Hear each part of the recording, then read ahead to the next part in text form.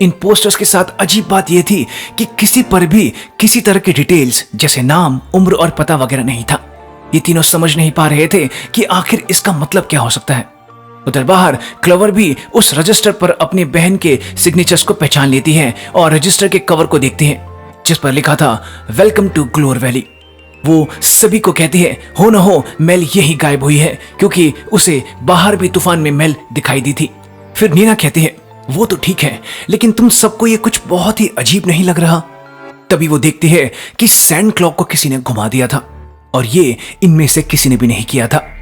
तभी इन्हें घर के बाहर एब की गाड़ी की बहुत तेज आवाज आने लगती है।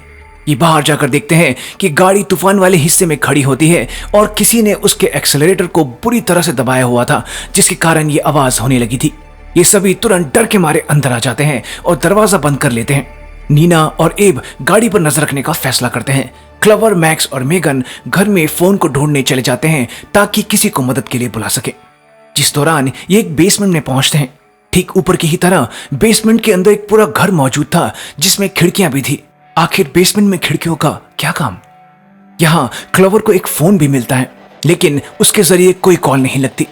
मेगन को भी एक रेडियो मिलता है, उस पर भी ये किसी को संपर्क नहीं कर पाते। उधर ऊपर नीना और एब जो बाहर गाड़ी पर नजर रख रहे थे, अचानक उन्हें बड़ी जोर की आवाज आती है।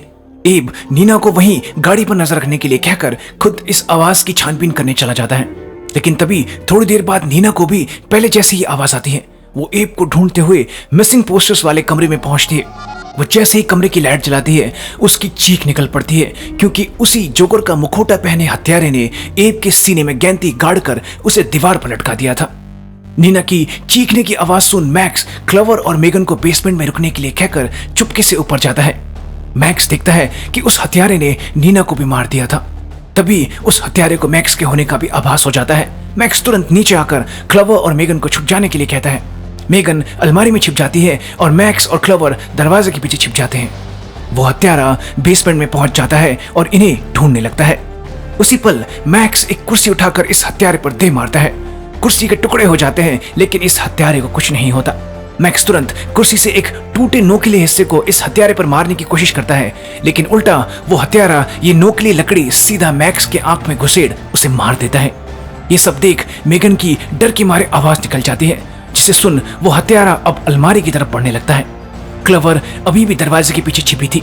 इस हत्यारे को मेगन की तरफ बढ़ता देख वो चुपके से उसके पीछे से टेबल से एक चाकू निकाल लेते हैं।